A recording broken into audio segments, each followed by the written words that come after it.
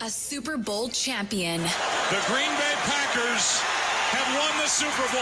The Packers' all-time leading scorer. A game winner for Mason Crosby. It's time for the Mason Crosby Show with Mitch Nelles, presented by Verizon, the #1 network in Milwaukee, on 1250 AM and 105.7 FM The Fan, powered by the Potawatomi Sportsbook, and on the free Odyssey app. It is the Mason Crosby Show, live from the 1250 AM, 105.7 FM The Fan studios, powered by the Potawatomi Sportsbook.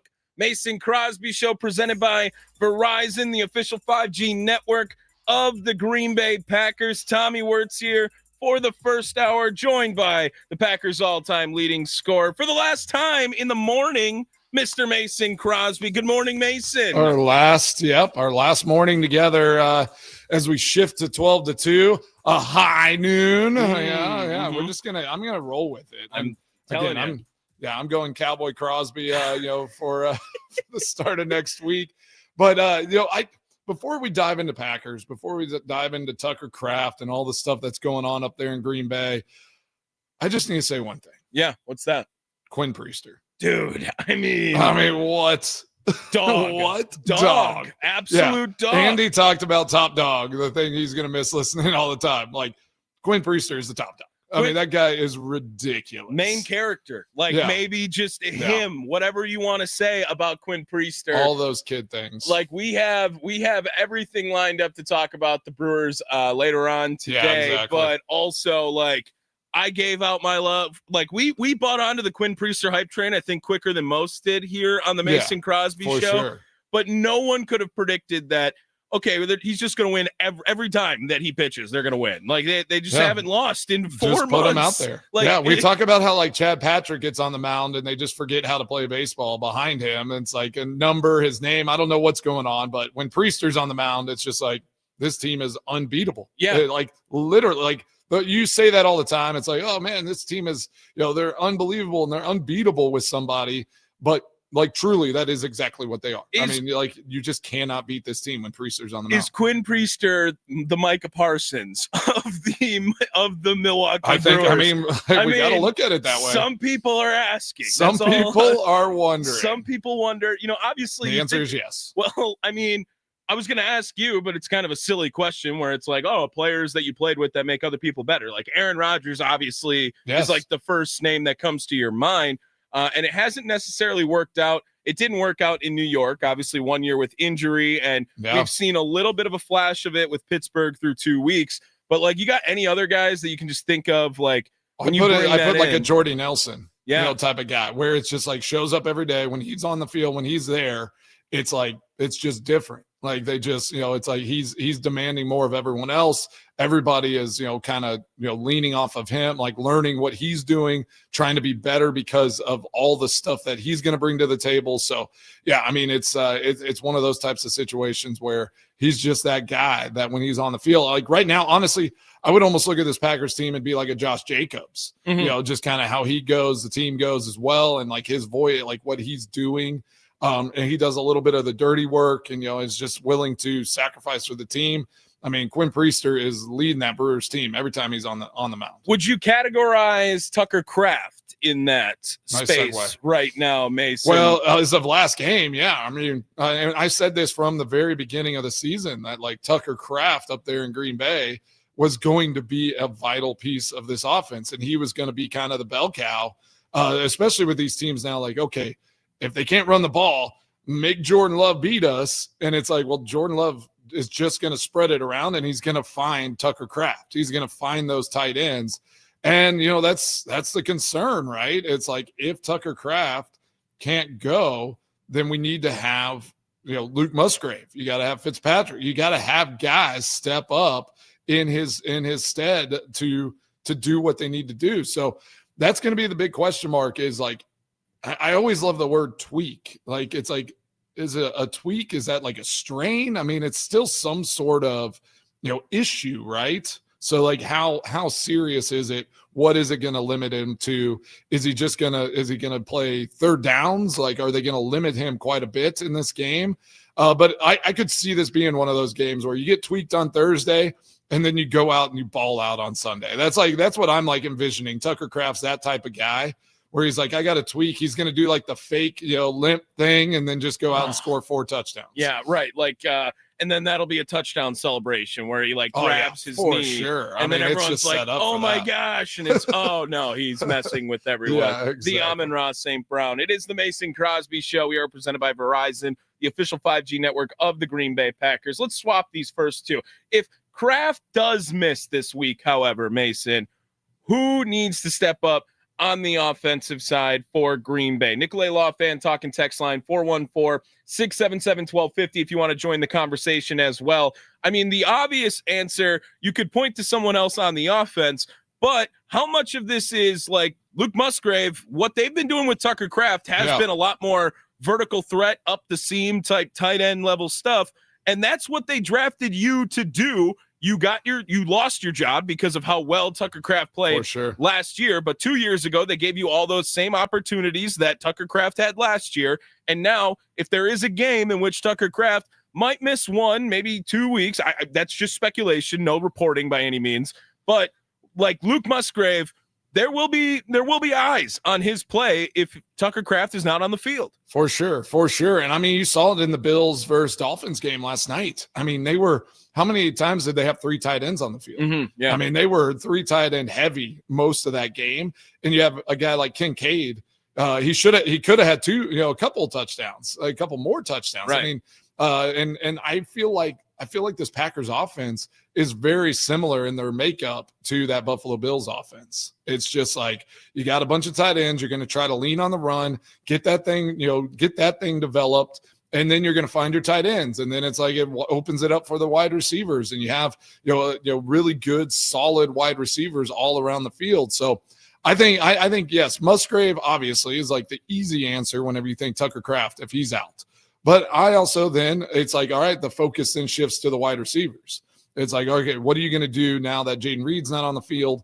Are you going to put Matthew Golden in a situation to do a lot of stuff across the middle, find some different ways to get him the ball? So I look at it as this is an opportunity now to just kind of get creative in that passing game where it's like, okay, if Tucker Kraft is not going to be an option here, we're going to stretch the field with Musgrave because he can, right? Like find seams, get him to run linebackers out of the middle of the field. And then all of a sudden it opens it up for Matthew Golden, for Dontavian Wicks to get across the middle of the field and use their legs to go make plays. Well, and you bring up the 2 names at the end, Golden and Wicks. And I think Dontavian Wicks' role this year has been a little more established, right? Yeah. He seems more like a safety net guy, short routes where it's get some separation early at the point of press. For sure. And then make a little out where you're open for that half a second. And then it's all about timing with Dontavian Wicks. He's been a big third down guy this year, it feels like, for Jordan Love. He is looking for him in those third and short situations where he can go get the ball quickly on the outside or quickly on a slant. And then Dontavian Wicks, he's been pretty solid in the catch situation this year compared to he's been in like last season. Right. As long as he's catching the ball, he's a big body. Right. Like he can play against a corner kind of like a tight end does, right? Like a tight end does against, safeties and things like that. So yeah, if he can use his body well, he's a real great, like viable option in those short yardage situations. Well, and we've also now heard reports that with Jaden Reed down, which we all knew was going to happen from the clavicle and the Jones fracture surgery, that Matthew Golden's going to get a lot of slot reps too. And what does he look like in that new role where he's getting maybe some more plays designed up for him to just get the ball in his hands and see what happens with the ball, similar to what they did with Savion Williams and just, random sweeps and grabs and goes. Like the ball needs to just be in Matthew Golden's hand. You got 4.2 speed in Matthew Golden. Let's see what he can do once he just gets the ball in his hands. Yeah, I see. I could see him going like Wildcat to Matthew Golden, run fake reverses or reverses to Savion Williams. Get those young guys. Just get them the ball in their hands. Don't try to, manufacture things, where they're, trying to run the perfect routes and like doing all this. If that's not working out, let's just get the ball in their hands and see if their speed and their athleticism can work in their favor. I think with this let's just go specifically to this Browns game, right? Like this Browns defense is really good. Yeah. We can't forget that they are a really good defense. So I do think you're going to have to do a little misdirection. You have to get them spread out and moving different directions, because if you're just going right at them, I mean, they're a good run defense. I mean, they held Derrick Henry to 23 rushing yards. Lamar Jackson didn't run the ball all over them. So they are really good up front. They're going to really, be tough to just go straight at and run the ball effectively against. So I think if you can get on their edges with that speed, that's going to be a real weapon for this team and this offense come Sunday. And if I'm Coach LaFleur up there, I'm thinking of every possible way to get Matthew Golden, Savion Williams, your speed guys, the guys that are great with the ball in their hands, just get that ball in their hands where it's not, all right, they got to get separation, they got to run good routes, they got to do all this stuff.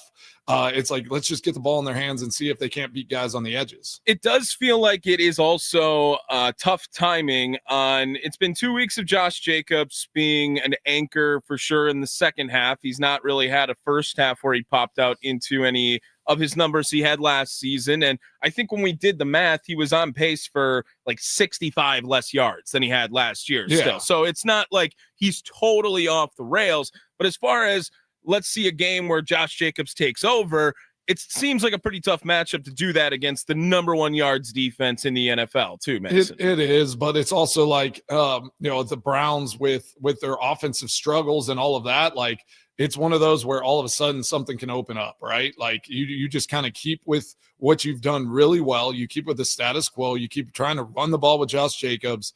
Something's going to break loose. I mean, the guy is a workhorse. So you want to keep handing the ball to him, because again, last year too, it was like, he's not afraid to just pound that rock, and then it just slowly starts opening up for him. And that's why he's so good in the second half, because he's not afraid. He doesn't shy away from contact. He's going to just keep pounding it inside all the time.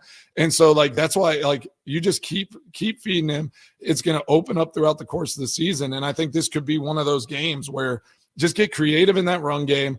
Get those guys, like I said, get those speed guys. Try to get on the edges as much as possible, and then that's going to open up the inside run game. So I think Coach LaFleur, again, I said it last time against the Commanders, he got really creative with some of the play calls, some of the stuff he was doing, and it feels like he's playing that chess match with these teams, and he's just staying the course. Like, you just can't make things up, and you almost sometimes too, you gotta pass the ball to open up that run game. So I don't think LaFleur is stuck to any one system, one way he's doing it, and that's going to be the key to success this weekend against the Browns defense that is really solid.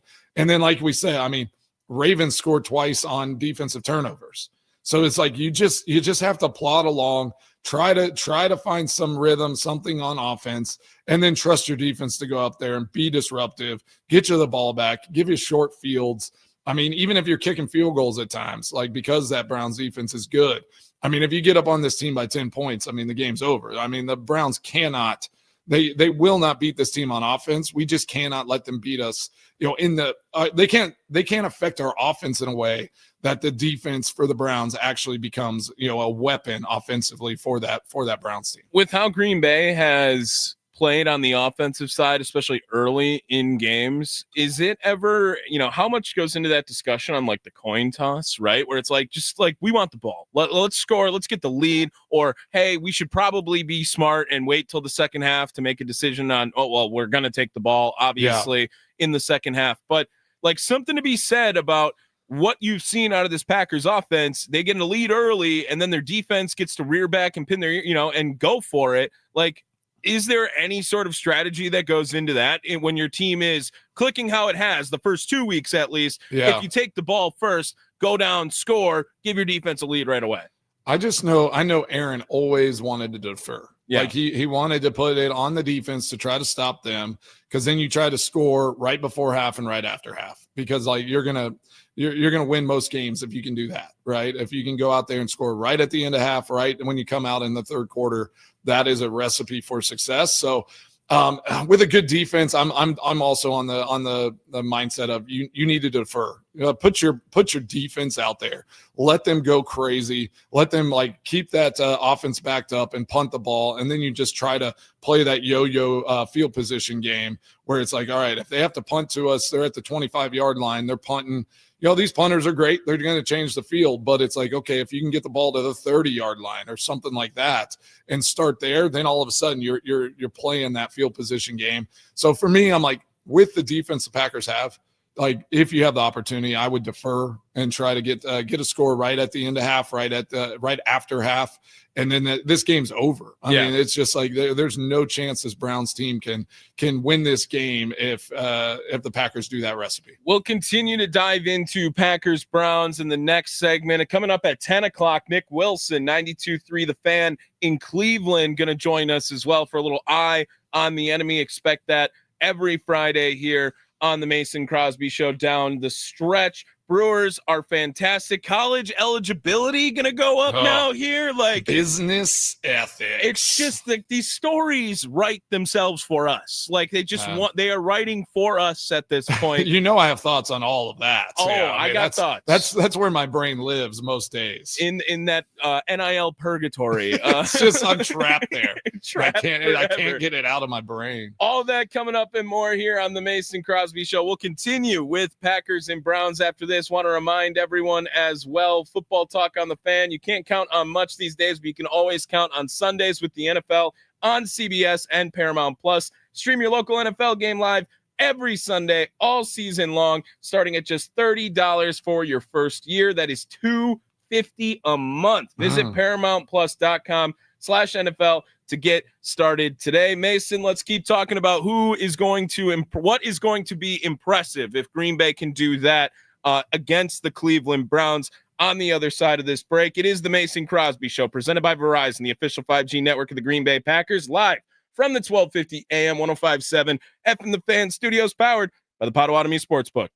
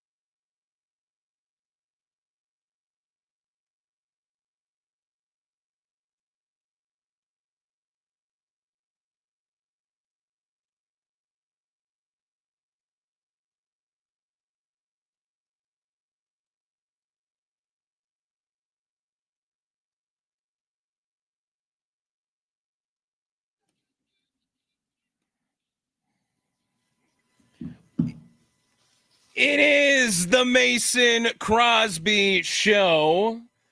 Guy I used to be 9 to 11, will be noon to 2. You know what I mean? I don't know. Yeah. I like what you're doing there. It was not that deep. It was never that deep, actually. But it is the Mason Crosby Show. We are presented by Verizon, the official 5G network of the Green Bay Packers. Mason Crosby, Tommy Words here with you, talking about Packers Browns ahead of week 3, noon this Sunday. Green Bay, I believe when we looked at it yesterday, favored by 8 in the game, according to our friends over at the Potawatomi Sportsbook on the betting odds. Mason, this is a game where a lot of people are expecting the Green Bay Packers to dominate pretty much front end to back end of this game. There is an inferior opponent across from them, a team that has completely different hopes and aspirations for 25 than the Green Bay Packers do. Nicolay Law fan talking text line 414-677-1250. What can the Packers do this week to show that they are impressive after going up against a team in a game where they should be dominating the entire time, and they should be out in front of that? If you want to join the show, please go ahead, 414-677-1250 to talk about it. Mason Crosby, I'll ask you first. What can they do this week to be impressive against the Cleveland Browns? Yeah, let me start by saying that, okay, let's take deep breaths, because this could be tight for a moment, right? Yeah. Like, Browns have a good defense. It's, who knows, maybe they figure something out on offense and, just move the ball a little bit. Let's just kind of like have those realistic expectations that this thing could just, be a little bit of a back and forth for just a moment.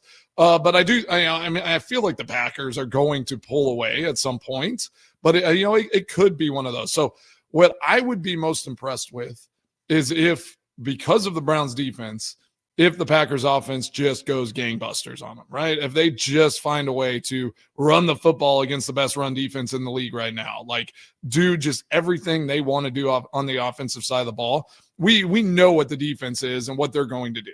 I mean, the Browns offense is abysmal. I mean, they're bad. So we know our defense there in Green Bay is going to get the job done on that side of the ball. So my side, I look at that offense and I will be impressed if Josh Jacobs gets to 100 yards, right? If you see Matthew Golden all of a sudden get 5+ catches, and have an effective game and kind of a breakout game, if you will, in his rookie season. So those are the types of things I'm going to be looking for to say, okay, I'm impressed. If they go out and win this game by 10, 14 points, that's just kind of the expectation, right? It's like, all right, they're going to win this game. They need to go out there, take care of business. But I think that's the side of the, where I'm going to be looking to see if they can just take that next step offensively and just go dominate a good defensive team on the offensive side of the ball. I also think that you can make an angle for this with the defense, though. And the way I look at it is the turnover battle, right? Yeah. And Green Bay really hasn't had to worry about creating turnovers because their defense is just not allowing movement at all from the offense. It hasn't really been an issue for the Packers defense because a 3 and out is just as valuable as a turnover in grand scheme of things for sure. But I want to know that Green Bay has that game wrecker ability. I think they do, and I don't doubt that they do, but we've seen 1 turnover created in 2 games, and last year their defense rose to an elite level because of their ability to create turnovers on the defensive side. Xavier McKinney was just unreal through the first few weeks of the year, creating, I think, did we say it was 5 or 6 straight games to start the year? Yeah, he had an interception. He was unbelievable. So, but go ahead. I mean, that speaks to, though, like what these teams are having to do. Right. The only time like the Lions tried to force the ball downfield, Evan Williams picked it off. Right. Yeah. So it's like they just aren't even trying to stretch the ball down the field. Where last year I felt like, maybe they had a little more time in the pocket. They're trying to let routes develop, and then our DBs were just doing a great job of kind of not letting guys look open and then going and breaking under the ball. So continue on your thought there, Tommy. No. I just want it to be like, I do think that there will be another moment where we look back at this season and it's Micah Parsons or Rashawn Gary or an LVN. I can even throw in this conversation now too, where it's a vital strip sack, like a total game switching, momentum changing type move at some point in the year from one of those guys, or it is Keyshawn Nixon playing so well, breaking on the ball right now this season that he steps in front of one and he takes it for 6, right? Yeah, he's due. I think that there can be a way where the defense, even against a crappy Browns offense, like can showcase they are for real and they are going to be a menace no matter who they are playing during this. If they shut them out, obviously that's impressive too. And really, I think that the offense will figure it out. I have that much faith in Matt LaFleur that he will find a way to get to that 27-point total that they've gotten to over the last 2 weeks. But the defense, if they can really take over and really showcase that they dictate the pace and they can make a big changing play as well in a game, that could also be an angle to look at for impressive from Green Bay and Cleveland. I have 2 questions to throw out there and 2 thoughts. More impressed with a 31-10 win or a 21-0 win? 21-0. Okay. I think so. Especially just not scoring. Especially if it's just NFL. Dominant from the first, if it's just dominant the whole way. Yeah. Like that, definitely. How many shutouts happen in the NFL a year? Is it 5? I don't feel like it's 5. It's pretty difficult now. It's pretty rare that you don't even see a field. Well, now kickers can kick 70-yard field goals, so that helps a lot too, for sure. But we don't know if the Browns can. We don't know if Andre can. Yeah, he can probably kick it. Yeah. It's no idea where it's going. It's like Mason Crosby on a tee box. He'll rip it, sometimes. No idea where it's going. I still think that 31 on this Browns defense would be something to see. And I guess it depends on some. That was why I said it. I'm like, if they put 31 up, are we more impressed because our offense, kind of dominated that defense? Or that's an interesting one. If Jordan Love has 3 touchdown passes and Jacobs has 100 yards and 1 touchdown and they get to 31 because McManus kicks a field goal, 100%, that can absolutely showcase. And then the Browns score some trash scores at the end. Exactly. But I just think of the shutout in the NFL is it's growing more and more rare every season with how creative they can be on the offense and how talented kickers have become and how talented offensive play designers and callers have become as well. If this team won 21-0, that's a huge tip of the cap. Did you guys give donuts out at the next meeting or something? If they did that, the offensive linemen probably did. Yeah. I mean, there were always donuts, going around at least once a week. Well, I just remember the one time that would have happened, and when I played, it was we bring in donuts the next day. Never again got donuts because we pretty much never won a game. After that. I get it because they're like a 0. Oh, I get it now. That was why. Yeah, I mean, did you never do that for your 8th grade? No, I knew team? What you were saying. Yes. Yeah. Okay. I'm just goofing around. Well, that's clearly it's a 0. That should show you how high I think of you on that side. Right, I know you just thought I was seriously just realized that. I mean, oh man. You just kept saying donuts, and I could tell you were getting hungry. So I had to turn it. Sure, right. No, that's but for the golf game. That's the golf game. We're back. Yeah, exactly. I had to come back at you a little bit. No, and then my other question: how impressed would you be if Joe Flacco only makes it a quarter in this game, where he throws a pick, gets a sack, fumble, that kind of thing? Do you think if he gets sacked, fumbles the ball, throws an interception in the first quarter, do you think this Browns team pulls him and just says all right, we have to try Dylan Gabriel, see if he can't do something, and then does Shedeur Sanders make an appearance at some point? I mean, that is my question to you, Tommy. I think that if the Packers have a 3-score lead in this game, then we could see their backup quarterback. Yes. Okay. I don't know. You don't think they would pull him earlier? No, if he does the same stuff he did against the Ravens, where it's he just can't hold onto the ball, he's turning it over. Because with a defense like they have, you got to think that's their priority is ball security. Just do whatever you can, do what you can on offense, but just don't turn the ball over. That should be their mindset. I don't even know if it'd be impressive if they knock Joe Flacco out of this game, though. Like, I mean, this is a guy who I believe is the second oldest player in the NFL right now. He's definitely the second oldest. I don't want them to knock him out. No, like, hurt him. But like, I mean, if they just like, it's just like, okay, I'm just like, more we got or to do less something else from the point of he's over the hump of Joe Flacco's career, right? Like, this isn't knocking out a prime Super Bowl winning quarterback, Joe Flacco. This is like a guy who is already in there as a placeholder position that is kind of his role defined. Like, at best, he is the bridge quarterback for the season, but he is probably competing on a week-to-week basis. This could be the last week if the Packers showcase in either 21-0 or a 31-10 fashion. This could be the last week he starts an NFL game. Well, I mean, that is the possibility. I was looking, okay, who are their – I'm looking at their wide receivers. Okay, yeah, I mean, they have Judy, and Njoku. I'm like trying to like think who their players are. I mean, their top wide receiver is Fannin Jr., a tight end. I mean, their tight ends are their best weapons on offense, receiving the yards. Their leading rusher has 61 rushing yards on 10 carries. So that's a good average. I mean, that's good average. But why aren't they running the ball more? I mean, is it just because they're that bad? Like, why aren't they running the ball more? 10 carries in 2 games? Yeah, I mean, that's crazy. They're losing, Mason. They're like down, and they're not in these games. Again, though, if I'm them, I am just run the ball. Just run the ball.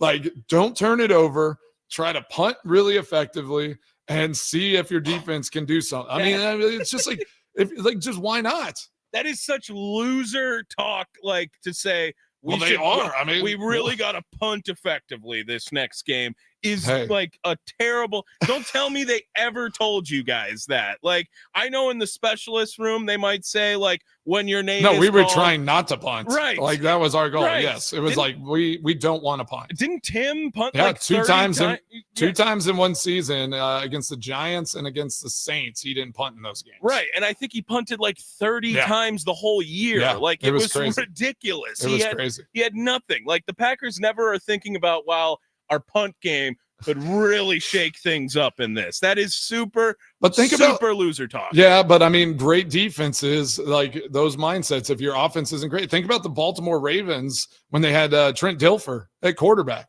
Like, what they were winning games like 15-6. You know, it was just like they kicked field goals and punted effectively and played great defense. Like they could not score points on offense, and like so. In my mind, I'm like, if you have an outstanding defense and your offense is just atrocious, then you do have to get creative. And you have to say, like, all right, let's punt the ball well. Let's play a field position game.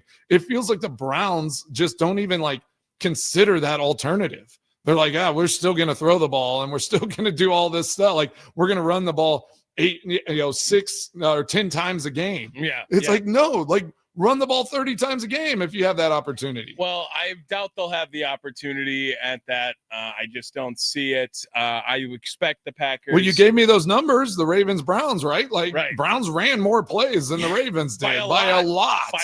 Like, the numbers, whenever you were reading those off, I'm like, oh, man, all right, yeah, like Ravens dominated. But, like, the Browns had, like, in a sense, better numbers and more opportunity, and they just couldn't get it done. I expect the Green Bay Packers to dominate throughout this game. And you know what? I hope Cleveland is having the conversations of how can our punt game affect this game. If Cleveland doesn't punt well, this screwed. Could be 40 points. It's over. It's over indeed. It is the Mason Crosby Show. We are presented by Verizon. I mean, I actually had the argument with Sparky that the Packers special teams might look worse last week because Danny Whalen is too good of a punter. Like, he just hits the ball too far. And it's not that he's not getting hang time. Just too good. Like, you're actually hurting the special teams unit because you are hitting too far of bombs with your foot. Like, and then they have an opportunity to return it. Like, that's something, at least. Yeah, but I'm a huge proponent, and I try to tell guys this all the time. I like the punters there in Green Bay. I'm like, a 60-yard punt with a 20-yard return is a 40-yard net. Yeah. Like, stop trying to do these like, the perfect punt. Like just pound the rock. And like if we a 15-yard return is fine. Like that is the new way to punt the ball. It's like just hit it as far as you can, try to get max hang time on those 60-yard punts, and then let's just try to keep them from getting a 20+ yard return, and we're going to be in really good, in a really good spot. So I think while the weather is good, Danny Whalen, just pound that thing. And we'll just take what happens, because like it's that recipe is so much better than trying to hit a 45-yard good hang time and then all of a sudden you hit an old little duck 38-yarder. Right. And that's not good for anybody. Whalen's been great. McManus, he has one miss, but he's also been great. A lot of punt talk. Shout out Matt Orzik too while we're at it too. We gotta punt talk. Gotta keep that's a segment in itself there too. When we come back though, let's talk a little bit about the Brewers, just because they had a phenomenal series. We'll return back to some Packers and football talk at 10 o'clock as Nick Wilson from 92.3 The Fan in Cleveland will join the show, back when Mitch Nelles will come on here for that second hour of the program as well. Some college eligibility to get to later on in the program. But I mean, we talked a little bit about Quinn Priester. He deserves way more than 5 minutes as well on this program. It is the Mason Crosby Show. We are presented by Verizon, the official 5G network of the Green Bay Packers. And don't forget, the Fan starting a new lineup next week with 2 former Packers players. Now starts off with Inside Wisconsin Sports with Trevor Thomas and Josh Albrecht. That'll begin at 6 a.m. on Monday, and that will go till 9 a.m. Then it's 9 to noon with Kuhn, featuring former Packers fullback John Kuhn, returning to the Milwaukee radio with Rami Makaloff as well. And then at high noon, Cowboy Crosby, pew, pew, pew. Yes, he returns 12 to 2 with Mitch Thunder Nelles in their new time slot, followed up by Wisconsin Sports Daily from 2 to 5. I just broke Mitch Nelles on the other end of the other end of the studio. I can't do it. New Fan lineup starts on Monday, 12:50 a.m., 105.7 FM, The Fan, and free on the Odyssey app. We'll be back. We're live in the studios, powered by the Potawatomi Sportsbook.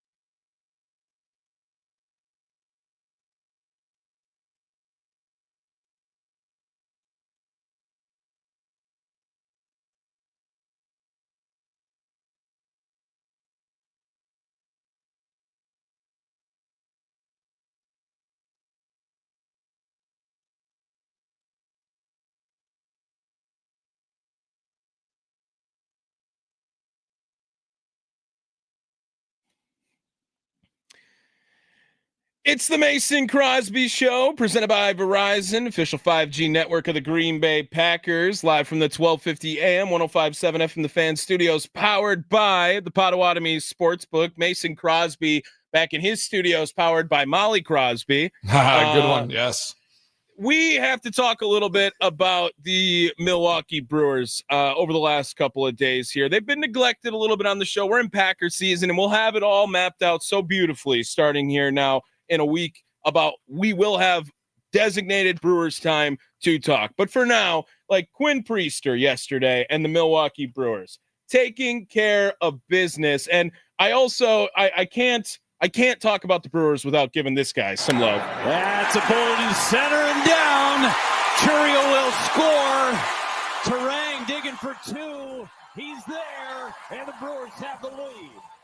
I mean, he's the best player on the team, Mason Crosby. Just call it how it is. Yeah, I mean, you called it from the very start. I mean, you were just all Bryce Terang. I mean, where are we? I mean, he's been so close to the tattoo bet so many times this season. So I just feel like you should get one just because. Oh, really? I mean, yeah. I feel like I've given every opportunity for him to give me a tattoo, and now he has 18 homers, so he has to get to 21 in order, the over-under of 20 and a half, if you will, for him to get to that tattoo bet. So close. I've told him about or I haven't told Bryce, but I've told you guys. I've told him about this. I've told you if he gets to the 20-game hit streak earlier in the year, I'll do it. Maybe we set a line for next season as well to have another tattoo bet with the number 2. The question is, has he had 20 games that he hasn't gotten a hit in? I mean, it's like this guy, like if he misses a game with a hit, it's just one. Like it just like doesn't. Right. It's just like there's like one little gap, and then he'll run 10 games off in a row. Like it's insane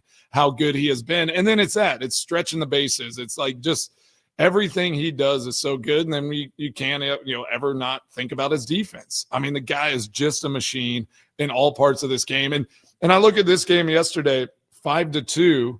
No home runs, right? Again, yep. Like they just get on base. They run the bases well. They they play great defense. I mean, it's to go to just keep winning games.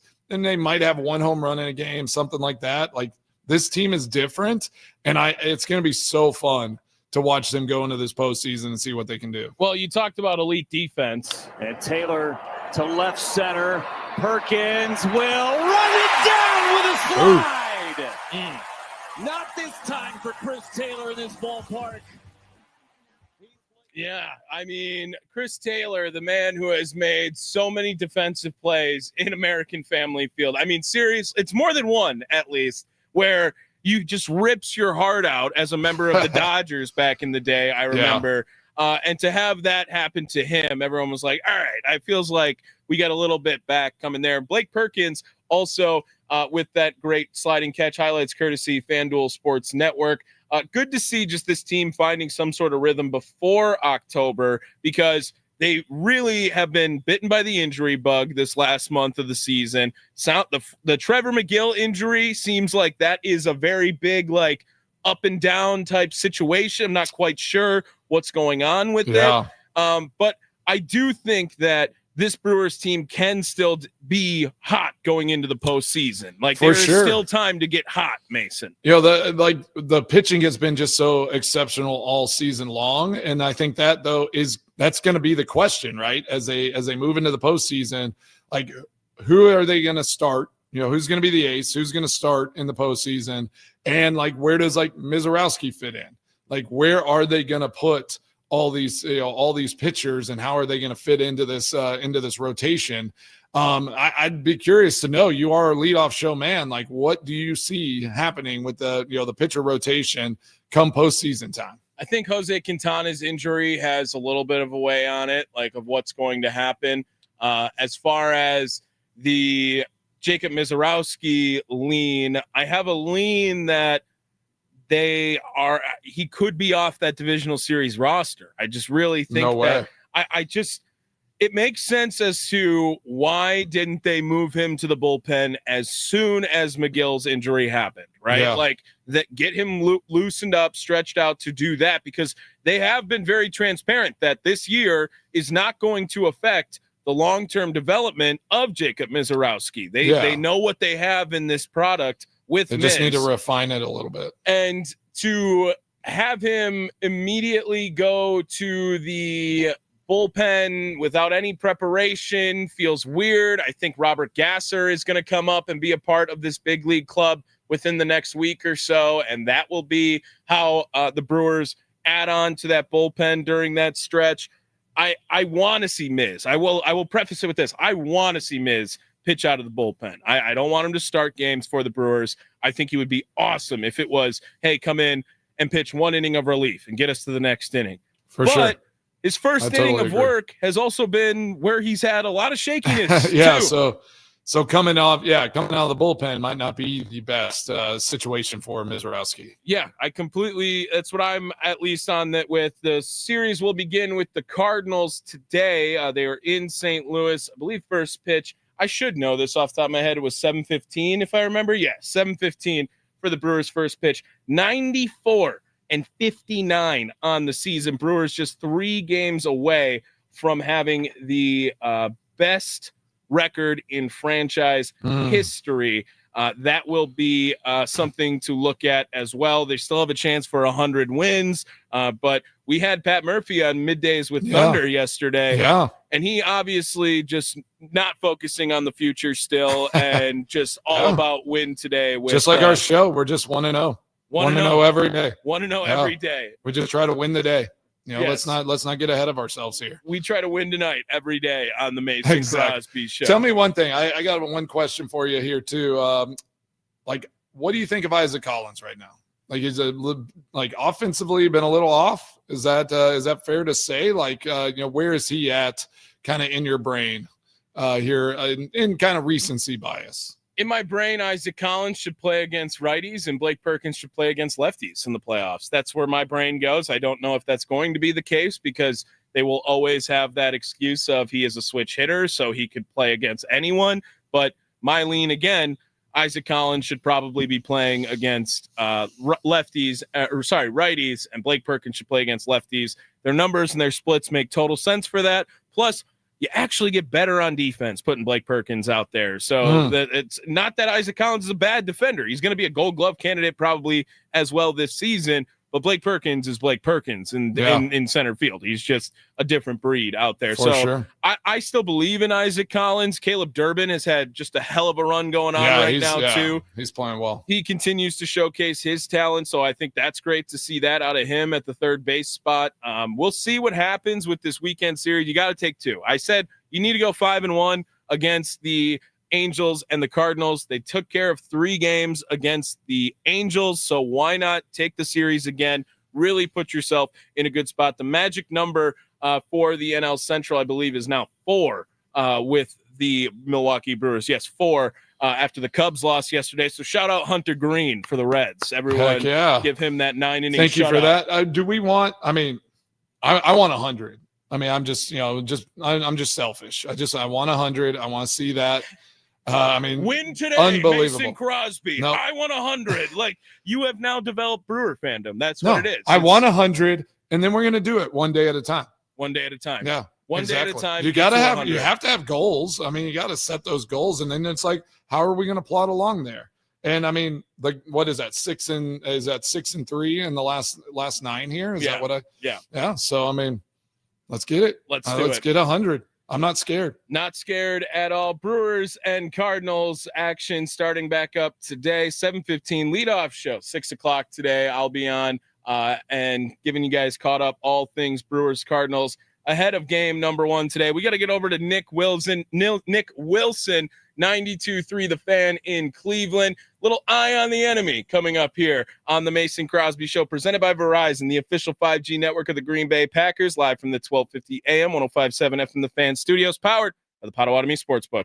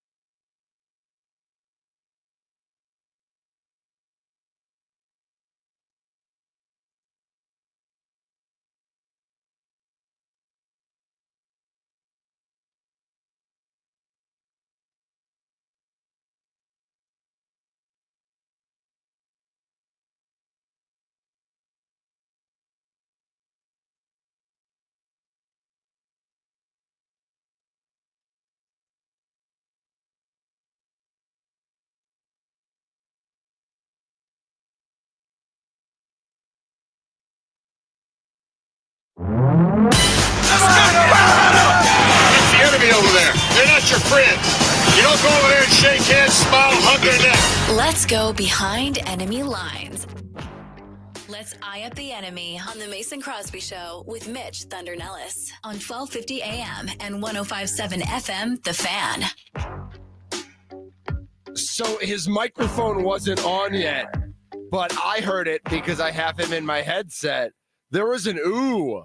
Mason, you want to share the ooh with us? Well, no, I just like that intro. That's right. Yeah. Brand new. Let's get it. That was a Tommy Behind and enemy lines. Tommy and McD special right there. Heck yeah. Yep. Behind it. This isn't working at all. Hold on. Oh, Mitch is back. There we go. Hey, everybody. Mitch Nelles here, a.k.a. Thunder. It's the Mason Crosby Show presented by Verizon, the official 5G network of the Green Bay Packers. And, you know, if I wasn't old, I'd know how to do things, but I'm old, so I don't know how to do anything. Joining us now on the Mason Crosby Show, it is Eye on the Enemy from 92.3 The Fan in Cleveland. Nick Wilson in the house. What up, Nick? Gentlemen, how we doing? Oh, yeah. Doing great. Yeah, thanks for coming on, Nick. Thanks for joining the Mason Crosby Show. We are excited to have you. We're excited to talk about this game coming up. And my first question to you is just what can this Browns team do this week to kind of stop the Packers defense and that pass rush and find a way to score points, because that's been a little tough for them. But what should our fans and our listeners kind of be looking out for this Cleveland Browns team? I'd be excited to talk about this game if I were you guys too. I would be very excited to talk about this game. You're like, this seems like an ambush. So it's funny. I do think when we get to the heart of the Browns' problems, we can talk about the Browns' lack of explosive plays. We can talk about the inconsistent run game. We can talk about the interceptions. We can talk about all this kind of stuff. The play up front, which hasn't been good. But the number one thing the Browns need to stop doing before they let the Packers stop beating them is they need to stop beating themselves. Mm-hmm. And week one, it was dumb turnovers, right? It was two tipped balls by receivers that went the other way. It was two missed kicks, right? Those are fluky things. Week two against Baltimore was way more self-inflicted. Ronnie Hickman missed a huge block on a punt that led to a punt being blocked, 7 points Baltimore.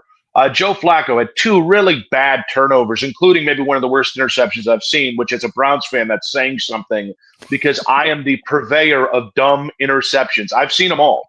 Every which way I've seen them, from every which damn quarterback. But they got to stop with the turnovers, right? Like and it's so funny because you can say that about any team in the NFL, but this team especially. This team does not have the kind of talent to make up for itself offensively. You need to play zero turnover ball. And then I do think the Browns defense has been great. I mean, really, really good. The scoring numbers don't necessarily tell how dominant this front has been, but it's turned into sacks, but it hasn't turned into fumbles or interceptions. So they need at least one turnover this weekend as well, because their margin for error for winning is less than just about anybody in the NFL. Yeah. So my question to you though is why do the Browns just keep going and beating a dead horse in that regard? Why not just lean into the run game, go into this basic, we're going to run the ball. We're going to try to control the clock.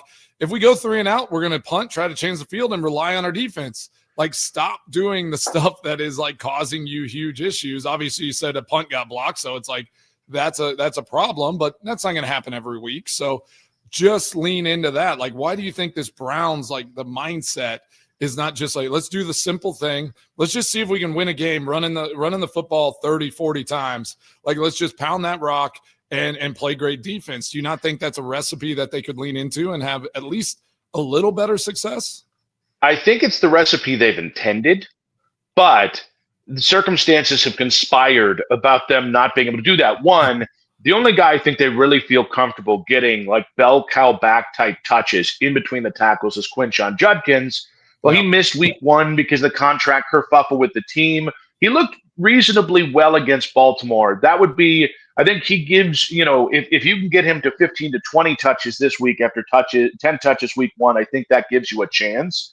I also think you're in this weird position and I've struggled with this with Joe Flacco, because I think I know where Kevin Stefanski's coming. Last year, this team was a turnover waiting to happen, whether it was Deshaun Watson, Jameis Winston, or DTR. So, hey, we went 3-14 because of turnovers. Let's stop the turnovers. But you happen to have, you guys might know this from watching Brett Favre. There are certain quarterbacks who, if you say, don't do the things that are within who you are, you turn them into a completely ineffective quarterback.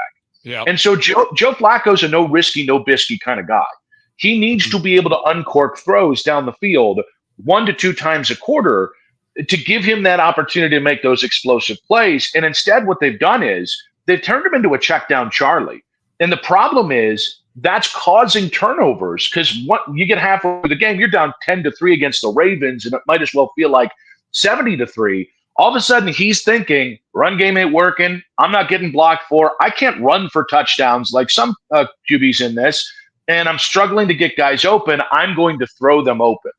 And so as much as I understand Kevin Stefanski's plan, and I do agree, ball control, keep away with some of these better offenses, lean on your defense. That's how this thing is built to go. But you've got a quarterback who I think by neutering, you're somehow getting the worst version of him without the upside. Like, I'll live with 2 interceptions a game if Joe throws for 4 touchdowns. I like right? that. Yeah. But you're not giving him those opportunities.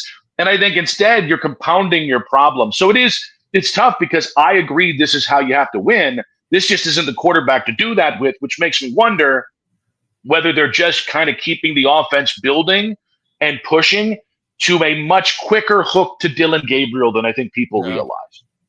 That's interesting. We got Nick Wilson on the Mason Crosby Show. You can check him out at 92.3 The Fan in Cleveland. We're eye on the enemy, talking about the Cleveland Browns versus Packers game this weekend.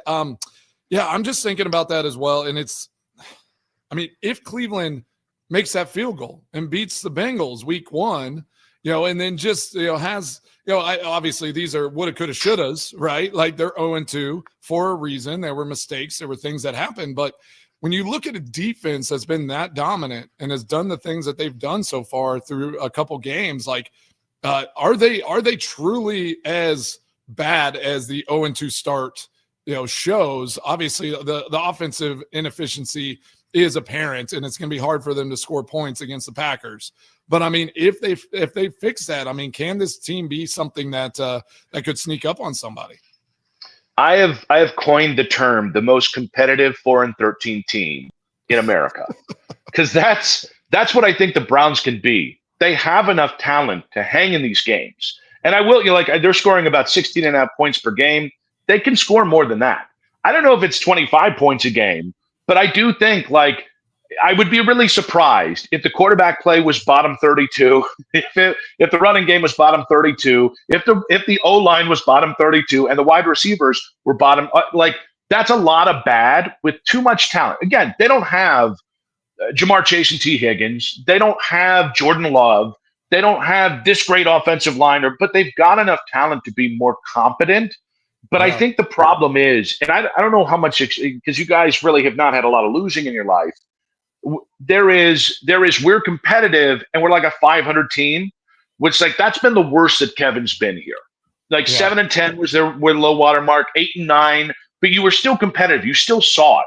Last year was 3-14. And the big thing here is Kevin is not a leader of men. He's a brilliant football mind, a really good play caller, good dude. But there's a difference between, this is Dan Campbell. I'm going to lead you into the lion's den, and we're going to get you a win. Yeah. And the guy who you like and respect, but maybe don't bleed for. And Kevin's that other part. So you're coming out of quicksand of 3-14, and now all of a sudden you've lost 2. You don't have too many more losses before I think you render Kevin ineffectual as a head coach. And it's, I've said you're 2 losses away at any given point from the ass falling out of this thing. Excuse my language. You're 2 losses away from telling yourself, maybe we do have to see Dylan Gabriel. And so, I don't know that there's a team that needs a win more in the NFL right now than the Browns, because that quicksand is sinking and it's pulling them in. And as great as his defensive front is, you got a problem at nickel. You're still playing Greg Newsome on the outside, and Greg is hit or miss on the outside. The linebackers are still really young and can be exploited, especially if Tucker Kraft is healthy enough to play. Like, your defense isn't complete. It's really that front four is dominating. I think you guys are going to have fun watching it because you're also going to get the win here. But I do think like losing to this level, and I got a lot of experience watching it, becomes really insidious. And I really think if you don't get a win in the next 2 to 3 weeks, I don't think you can pull the nose up on it. And all of a sudden you run the risk of not being the most competitive 4-13 team. You just end up being a really crappy, hard to watch 2-15 team. Yeah. Nick Wilson from Cleveland. He's on 92.3, The Fan there. You can check him out. You can find him at Nick Wilson Says on Twitter or X, whatever you like to call it. But, that's for me. Okay, yes, I played in Green Bay for a long time. Like, the culture was winning, right? The culture was just going out and like doing it the right way and winning a certain way, even sometimes. So how do you think the Browns shift that culture? You talk about head coach, and yes, everyone talks about Dan Campbell, that he was able to change a culture of losing for the Detroit Lions. Like, so what is that step for this Cleveland Browns organization? Because it's not just players, teams. Like, they've always had talent coming into that building. But what can they do to change a culture there and find a way to get this thing to have success at some point? So I think it depends on how you view Stefanski and Barry. This draft class seems to be a great find for Andrew Barry, and he needed that because his previous draft classes without first round picks and second round picks was really rough, and they are staggering under the weight of the Deshaun Watson debacle. So if you believe Kevin Stefanski is the right guy, then you need what you actually had with Baker. I know that Baker, and if there's a Browns fan listening, like, this jerk is talking about Baker again. But I don't think Kevin I love Baker realized. I do too, and he kind of fit Cleveland in a way that I think was just perfect. But I think what Kevin misunderstood about Baker, because there was, we can talk about all the reasons that's no longer a thing. The number one reason is pretty basic, guys. Baker and Kevin couldn't vibe. Kevin is analytical. He's emotionless. He's the same guy from day to day. And Baker's an emotional roller coaster.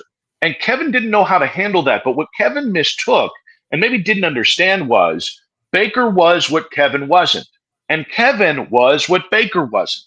So if you're going to have I'm a good guy, people like me, people trust me, but maybe they don't bleed for me. You've got to have a quarterback that people bleed for. And so, no offense to Deshaun Watson, Deshaun was a definitely changed man when he came to that locker room. He was. He was not the guy he was in Houston. And there were obvious reasons for that. And so he didn't embrace that locker room and give them what they needed. That's why for those 5 games that Joe Flacco lit the world up in 2023, you had a dude who is that guy who it's no BS. Right? It's not the leader of men trope. It's a guy that walks into a room, everybody likes and respects. He knows how to get people's attention and love and understanding. And here's where we're on task. And now that was a flash in the pan. That was a reaction to, hey, all those other guys were schmoes. It's harder to do that at the beginning of the season. And so I just think if Kevin's going to be your coach, then you need to find that quarterback that you can rally around, whether it's a franchise quarterback or a really good quarterback like a Jared Goff, doesn't really damn matter. You need to have a quarterback that they believe in, that you can build around over years. And then even if you do that, you still might need to kind of replace Kevin Stefanski, because at some point you need to have enough wins in a short amount of time for that locker room to buy into you. And I think that's where the catch-22 is. I don't know if you're going to have enough runway if you're Kevin Stefanski, and then all of a sudden the equation changes, and now what you need at quarterback might be different. No doubt.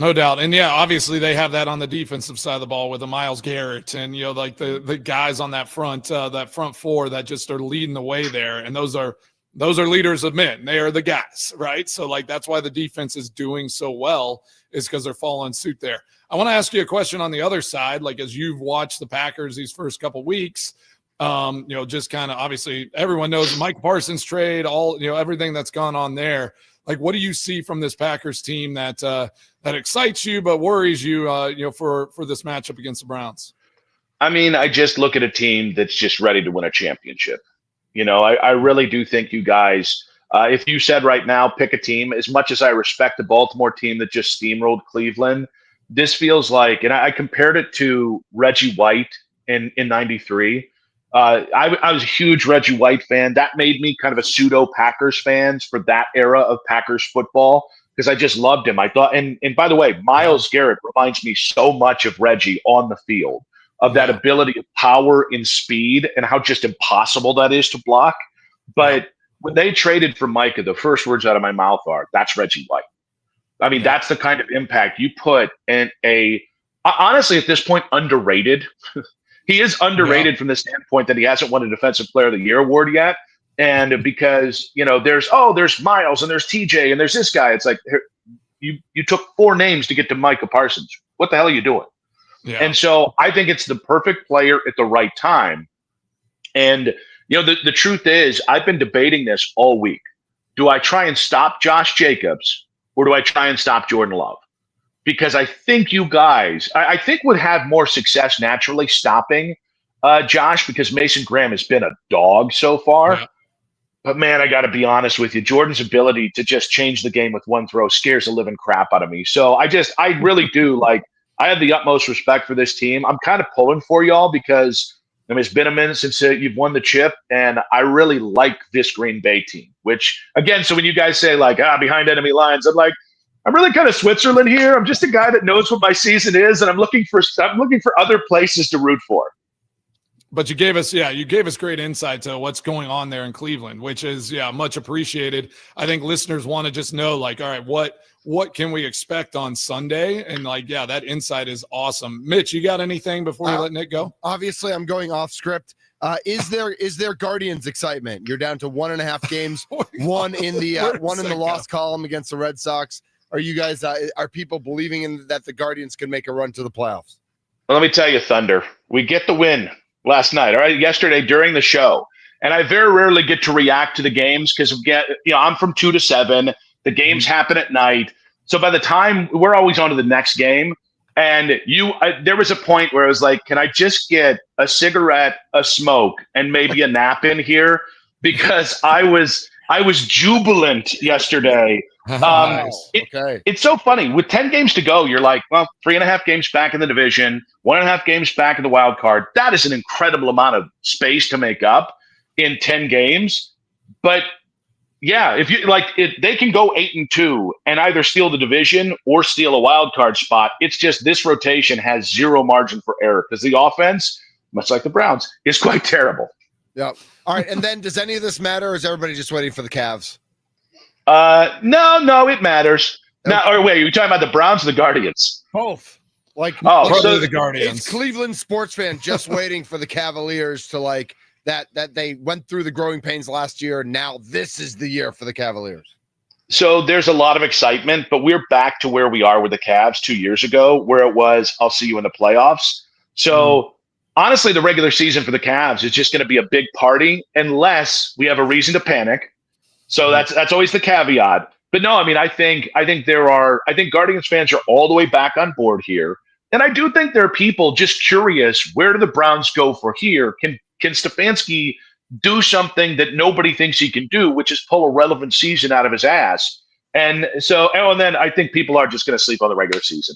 As long as you win 50 to 55 games, wake me up when mid-April happens, and then we'll talk some Cavs and see if they can win a title.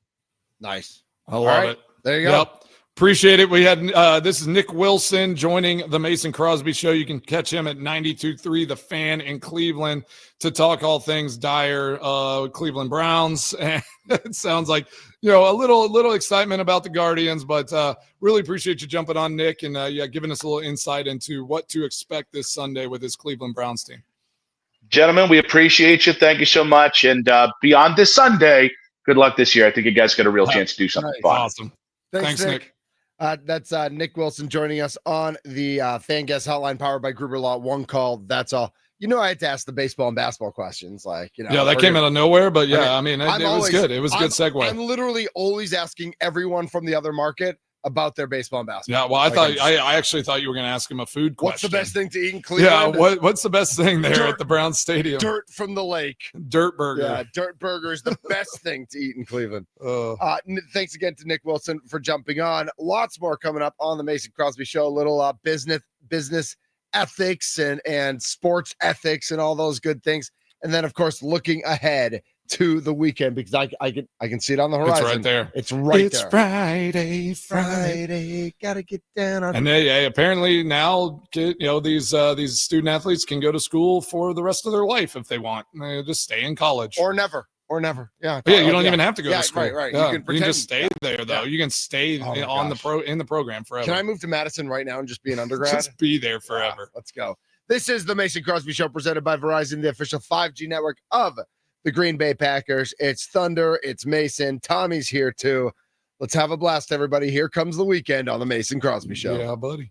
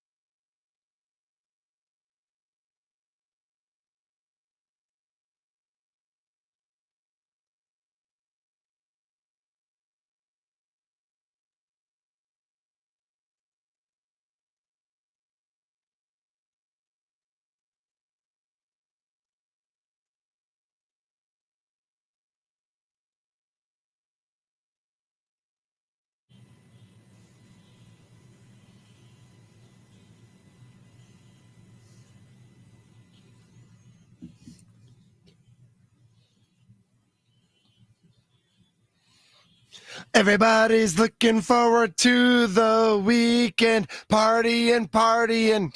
There it is. Fun. Looking forward to. This is the Mason Crosby Show presented by Verizon, the official 5G network of the Green Bay Packers. We are partying because we are looking forward to the weekend because it is Friday here on the Mason Crosby Show. Love Fridays. And I love that if you're not watching on YouTube, you should be. Tommy and I did not try to coordinate, but I mean, we're very neutral colors today. You guys are camoed up, baby. I know. I got a camo hat. I feel like we're going out into the woods. Are we going hunting? You got that crossbow? We're going to go hunting? If we're all going hunting, I'm getting shot because I'm like bright blue. The bright blue does not match. If we are paintballing against Kuhn, Rami, and Brandon, I'm getting crushed. When are we doing? Yeah, when are we doing company paintball? Well, first of all, nobody's paintballing with Brandon. I was about to say, once you included Brandon, I was like, never mind. I'm not going to talk anymore. He's legit military. Right. So. He's a military. Yeah, I think he's got like 12 years in service. That's what he said. Yeah, I mean, it's nothing to joke around about. But I pick him. He's on my facts. team. Facts. I mean, if you want to make the trade, like, no, I get us three and Brandon against everybody else. Yep. Yeah, we're good. We're good. I was going to say Brandon against everyone else. Pretty much. Man, let's just see. Yeah, he gets ghillie suit, and let's see if we can find him and go get him. That'd be amazing. He'd be like Arnold Schwarzenegger in Predator when he like cakes himself with dirt and hides. Yeah, and you only see the whites of his eyes. The rest of it is totally camouflaged. He's a stud. He is a stud. He's a stud. All right. So what are we going into here at our obligatory business ethics, talking college, NIL, transfer portal, all my all-time favorite the good things. stuff. Yeah. What you got for us, Tommy? I went a little bit away from necessarily transfer portal, NIL, but all of this kind of surrounding with eligibility, right? And Brett Bielema, old friend, Brett Bielema. He was a friend at one time. Now he's a hated, disgusting blob of a man. Obviously goes over to Arkansas, has terrible success over there, but he's kind of resurrected the University of Illinois, and they have become pretty legit in the national landscape of college football. Well, he talked about this new 5-for-5 rule. I'm a 4-for-4 guy. Wendy's all the way. Mitch, I know you, but for sure. 5-for-5. Yeah, what does 5-for-5 mean? Yeah. This is talking about the future of college football eligibility moving from 4 years to 5 years. Here is Brett Bielema. I am. I think 5-for-5 will be in place for the guys next year. I don't have any reservation to that. It's kind of in the same spot that like headset communication was 2 years ago. I can see these things coming. Josh sits on a pretty prominent position, and obviously I talked to him a little bit. I think he can see things coming. So what we would hope that this would go through is kind of with the announcement of the portal window, this legislation that I think will be in place by the middle of October, and we were hoping to tie that into that because it's kind of the same process. It involves, a pretty significant change in an NCAA development or rule. So hopefully the conference commissioners will get together. I know the Big Ten's 100% behind it. I know the Big 12 was when I talked to Coach McGuire down at Texas Tech, and then I talked to several SEC coaches who said the SEC was going to be on board as well. Well, and you heard there from Brett Bielema, he also mentioned the single transfer portal window. The NCAA Administrative Committee on Wednesday adopted a proposal to eliminate the spring transfer portal, moving away from the previous 2-window system that allowed players to submit their names in the portal over 30 days across the winter and the spring. Changes will go into effect this season with precise dates to be determined next month. But like you were saying, Mitch, they're just trying to let kids go to college forever at this point. Just go and have fun, right, Mace? I mean, we should have a few more doctors coming out, right? I mean, how long can you go to school? Because someone I saw on like some of the Twitter feed underneath this, it was like, okay, so you redshirt, and then you get like you get 5 years after that still. Right. So you're going to be in college for 6 years, like. You should be on your way to some sort of elevated degree at that point, right? I mean, that would be the idea. But in the midst of NIL, transfer portal, all this stuff, guys, like so playing 5 years, do you think that's what players want because there is more money? Because now it's like, I'm going to stay in college as long as I can. If I'm not a guy that thinks he can get into the NFL and be like a star player in the NFL and get those huge contracts, yeah, I'm staying in college as long as I possibly can. Maybe I'm making $150,000, $200,000 a year, and I'm just going to run this thing out as long as possible. Well, I have a little bit of just my personal experience with going to college more recently than you two guys. Yeah. Whoa. It's a shot. That's all I said. That's all I said. I mean, I was in Madison the other day, so I've technically been close to a college. For sure. And that's totally okay with me as someone who never wants to go back to that city really ever again. Really?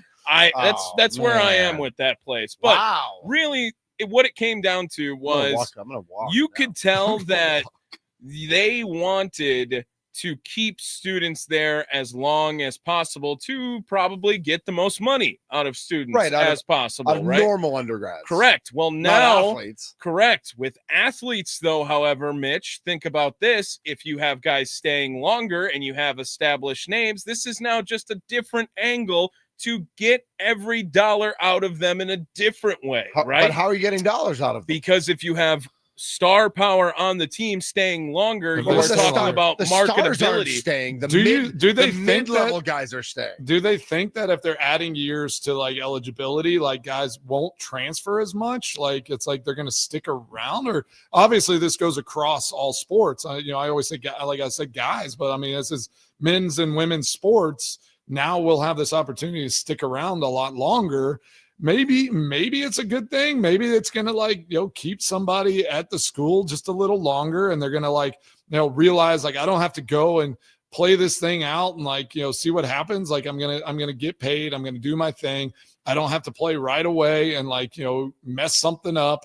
I can just sit my freshman year, maybe get the starting lineup and get paid and figure this thing out. So maybe it's a positive thing. The one thing in that little audio clip you played that I thought was funny was how he compared this eligibility thing, just how he said it to once they change the in-hit, the headset communication, the headset communication. I'm like, these are on the same level. Well, I mean, you're talking about I think he was talking about just how as far as the progress and how they were discussing. Right? Yes, but how he said it, I was like, yeah.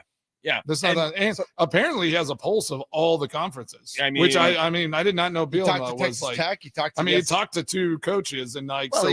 Arkansas, so he talked to some SEC guys. But he said two teams, and he's like, oh man, yeah, everyone. Big 12's all behind it. SEC seems like majority of them. I'm like, you talk to two schools, relax. Well, man. realistically, I will say this. If they are paying for these students to go to college on scholarship for 5 years as opposed to 4 years, yeah, maybe it is a good thing if we do have more engineers and we have more, people going for degrees to really elevate them past football, right? Because football will end at some point, and you get that. What wouldn't be cool is if we have that same Kentucky basketball situation. Man, I knew that's where you were going. Hey, for 6 years, I'm in exploratory studies of agriculture because you are just trying. We need farmers too. Ag studies There's real. No shade at farmers, but I knew Tyler Hero wasn't going to be a farmer from the jump.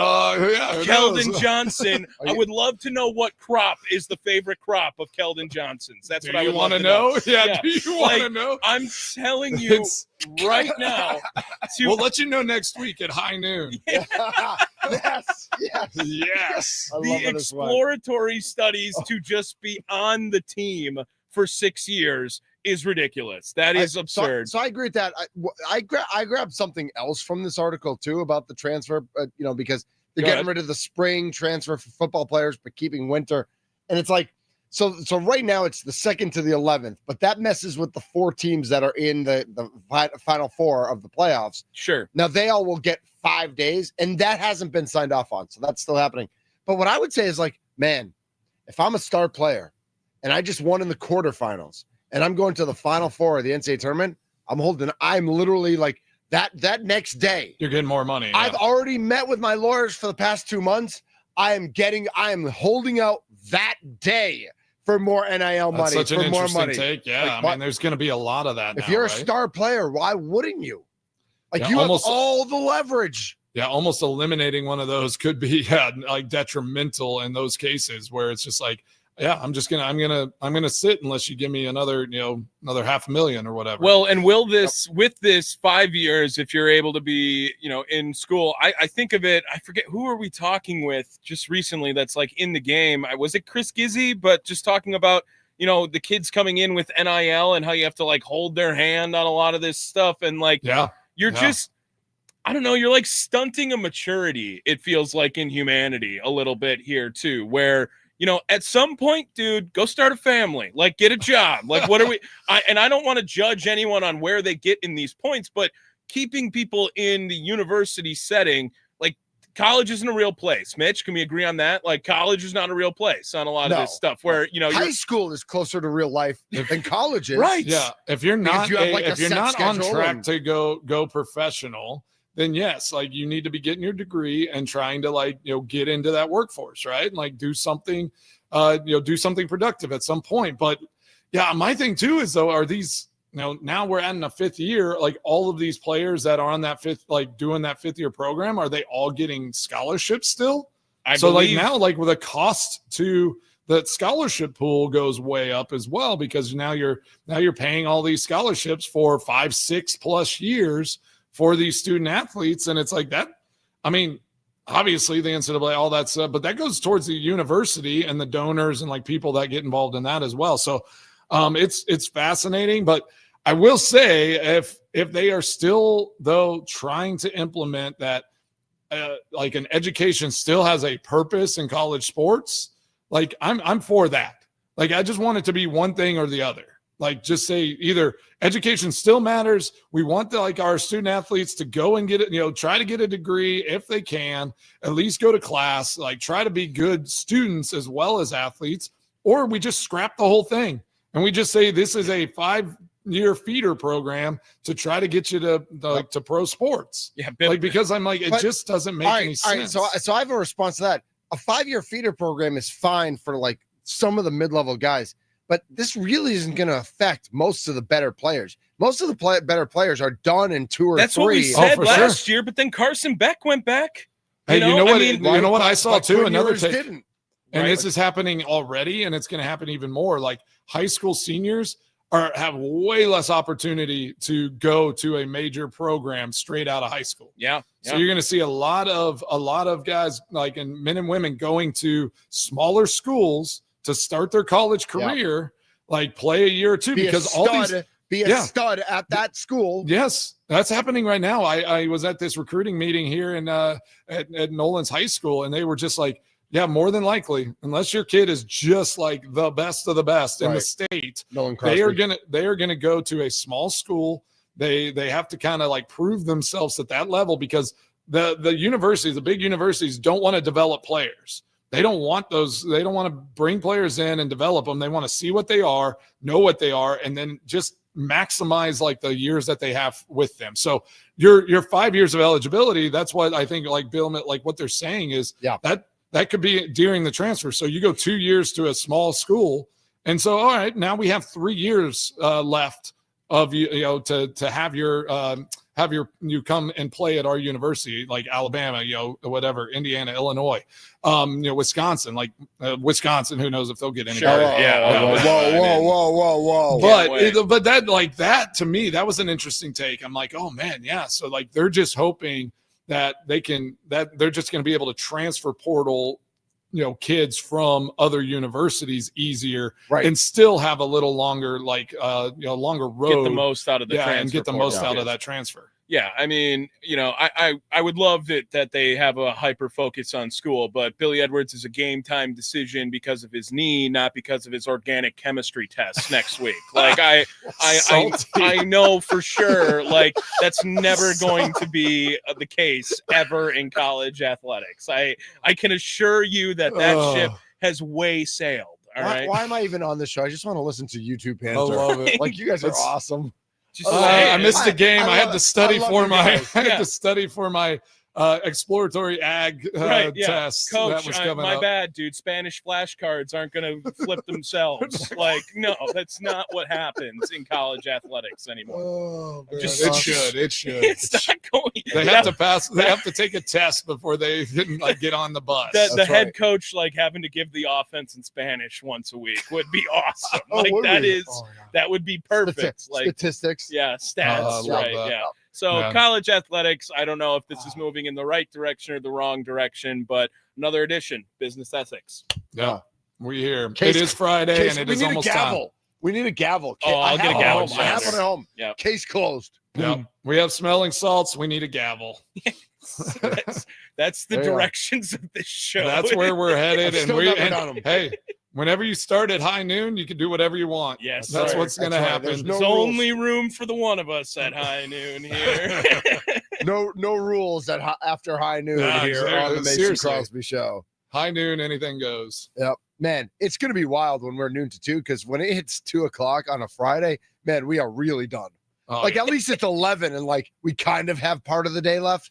But when we get to Friday at 2 o'clock, it is I can't say what I'm going to do on the air, but if you know, you know. Yeah, well, whatever. I already have a list. Yeah, I have a list of things I'm doing after this show. It's today, brown and it rhymes with Morbin. Oh, bourbon? You're gonna? Yeah. Oh.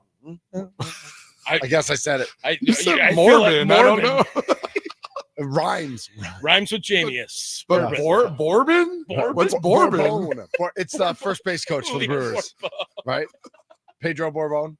All right, let's get to my extra points. I don't know what's going on. Mason's extra points. Let's just coming stay up with here. this. Yes, it's this is the Mason Crosby Show presented by Verizon, the official 5G network of the Green Bay Packers. We're in the fan studios, powered by the Potawatomi Sportsbook. It's going to be an absolute blast this weekend. Everybody should get there at least some point during the weekend, whether it's college football, pro football, baseball. They've got it all on their 2,000 square feet of screens and awesomeness and all that good stuff. So we'll be back with Mason's extra points coming up on the Mason Crosby Show.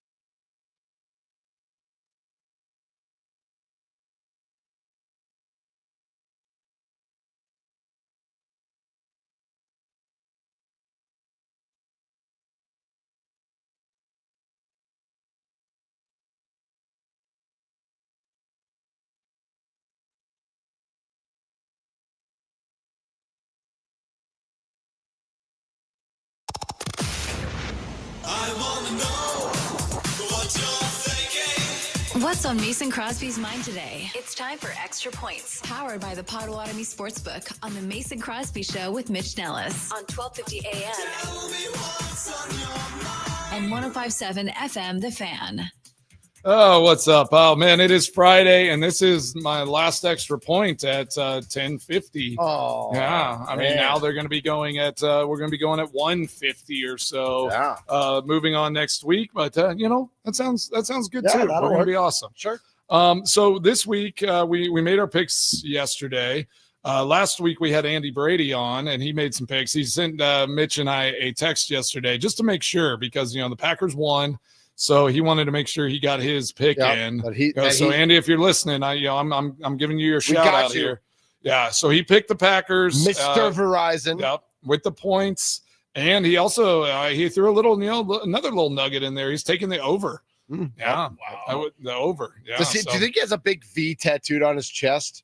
At least he shaves his chest hair in a V. Yeah. That's what that's what I'd imagine. Yeah.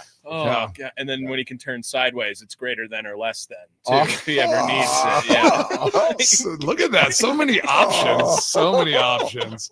And it's an arrow. Yeah. Amazing. Wow. Oh, God. Okay, this got weird, but Love it's you, the last time at 10:50. So I mean, all things are possible here. Let's get weird. Exactly. Yeah, let's get weird. We got a great weekend lined up. Obviously, Packers are playing on Sunday. We got our Badgers just going to go out there and dominate Maryland. As we all know, Liverpool plays Everton in the morning. Big rival, guys. So get your Premier League lineups. Does Everton have any chance? Dude, I forgot we were even in that. Everton has no chance. Yeah. Well, but I mean, it could get interesting. So Liverpool, their first 4 or 5 games of this season, they literally have they've won in the last minute or two of the game.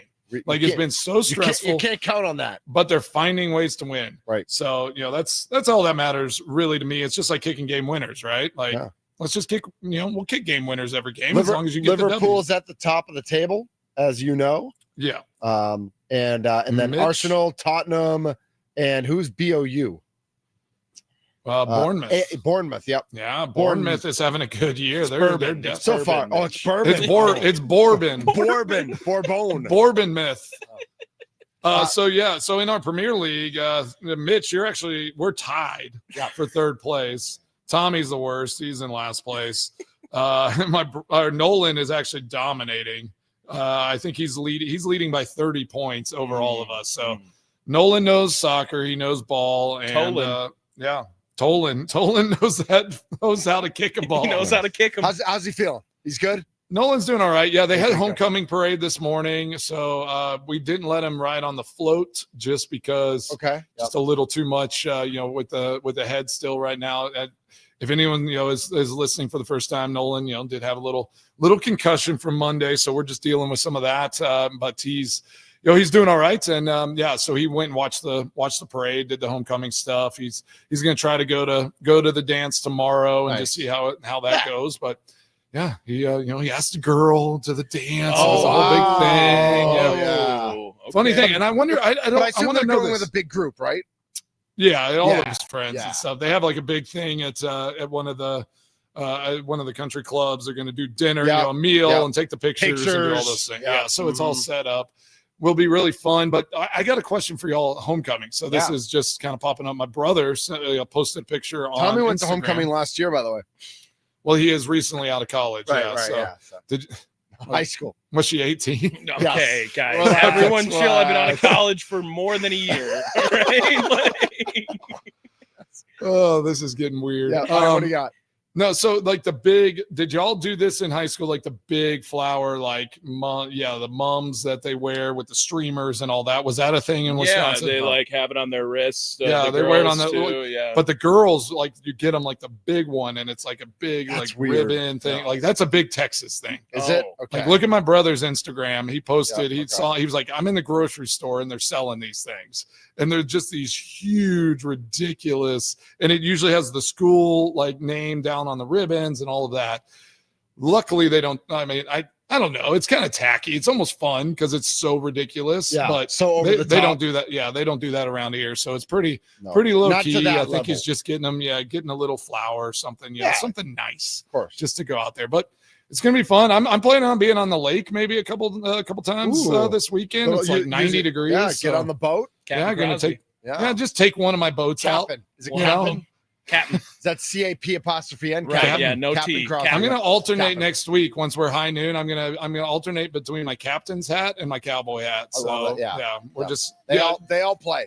I have an outfit ready, so check us out on YouTube. 12 to 2, starting on Monday. I'm gonna be looking good for our first changed in lineup time there from 12 to 2. Don't miss us. High noon on Monday. I hope everyone has a great weekend. Hey, Mitch, crush the 11 to 2 time slot. I thought I was done. I gotta stay. I gotta stay. Yeah, I you thought can. we I mean, you switched can our keep lineup. going. Tommy will take it for you if you want. That's what I figured. Tommy does everything. I'm gonna in go this home. place. Tommy, you got the next 3 hours. We got a great show lined up for Middays with Thunder. Ashley Washburn from TMJ4. Oh, heck yeah. Matt Polly from Cardinals Radio Network because the Brewers are in St. Louis. And Mikey Henninger, our fantasy football specialist, who's going to be joining us starting next week, Mason. All right. Yeah, so we got lots of guests. We got obviously we're just gonna talk about Tucker Kraft's knee for 3 hours. I bet you aren't. Thoughts and Knowing prayers. you, Thoughts and prayers. Yeah. All right, guys. Well, hey, have a great Friday, and we'll talk to you at the new time on Monday. Absolutely. He's Mason Crosby. He's Tommy Wirtz. I'm Mitch Nelles, aka Thunder. We are the Mason Crosby Show, presented by Verizon, the official 5G network of the Green Bay Packers. We were in the Fan Studios, powered by the Potawatomi Sportsbook. Everybody have a great weekend, and we'll talk to you at noon on Monday. Let's go! I was so much to stop it's terrible brother. You don't have to forgive me.